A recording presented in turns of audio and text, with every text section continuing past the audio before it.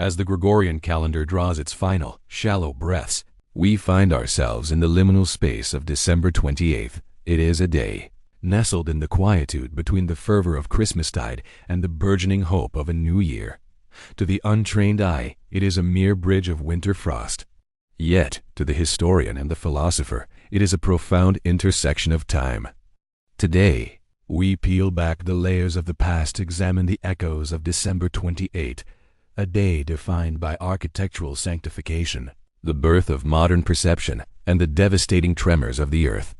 We journey through the corridors of the great yesterday to understand how this specific rotation of the globe shaped the destiny of our species. We begin our odyssey in the year 1065 in the mist-shrouded marshlands of London. On this day, the hallowed halls of Westminster Abbey were officially consecrated. This was not merely the completion of a structure. It was the manifestation of Edward the Confessor's spiritual legacy. At the time, the abbey stood as a colossal testament to Romanesque ambition, a stone sentinel guarding the divine right of kings. Though Edward himself was too infirm to attend the ceremony, the stones laid that day would witness the coronation of every English monarch from William the Conqueror to the present era. It reminds us that on December 28th, humanity sought to anchor the ephemeral nature of life to the permanence of stone and prayer. The abbey became a labyrinth of history, where the dust of poets, scientists, and sovereigns mingles, proving that what we build today can become the sanctuary of a millennium. Fast forward 8 centuries to a cold evening in Paris, 1895. In the basement of the Grand Café, a modest gathering of 33 spectators witnessed a miracle that would forever alter the human psyche. Louis and Auguste Lumière held the first commercial public screening of their cinematography. Before this moment, time was a river that flowed in one direction, irreversible and fleeting. But on this December 28th, the Lumière brothers captured lightning in a bottle. As the image of a train pulling into La Chotat station flickered onto the sheet, the audience recoiled in instinctive terror, unable to distinguish between the shadow and the substance. This was the birth of cinema.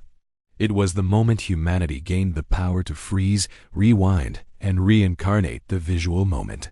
Every blockbuster, every documentary, and every digital memory we cherish today traces its lineage back to this singular winter evening in Paris, where light and shadow conspired to defeat the transience of time. However, history is not merely a record of human triumph. It is also a ledger of our profound fragility. On December 28, 1908, the dawn broke over the Strait of Messina in Italy, not with light, but with an apocalyptic shudder. At 5:20 a.m., a 7.1 magnitude earthquake, followed by a localized tsunami, decimated the cities of Messina and Reggio Calabria. In a matter of moments, tens of thousands of souls were reclaimed by the earth and sea. It remains the most destructive seismic event in European history.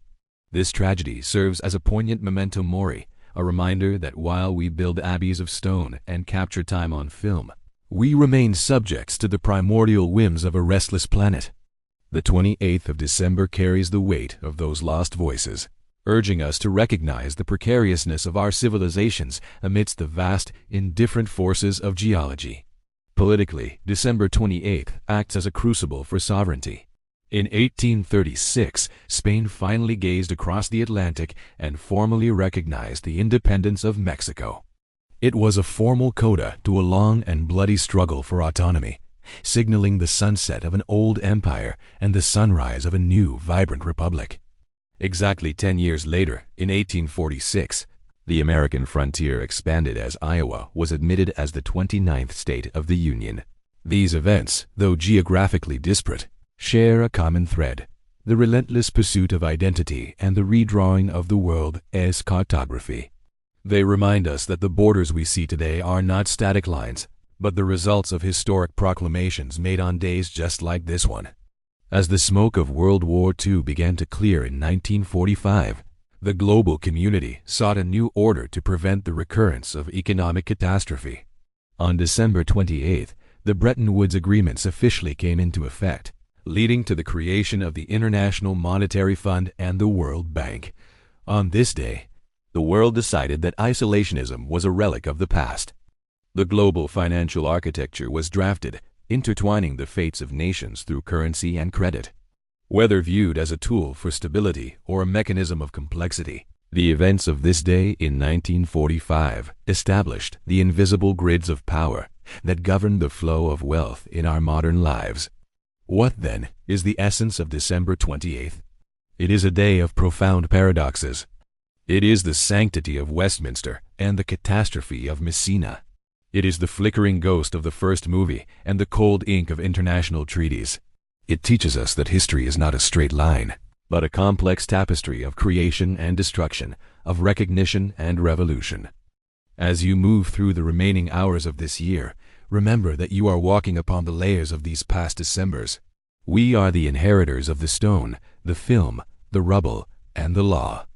And as the sun sets today, we must ask ourselves, what legacy are we carving into the frost of this 28th of December for the generations yet to come? Until the clock strikes the next hour of history, stay curious.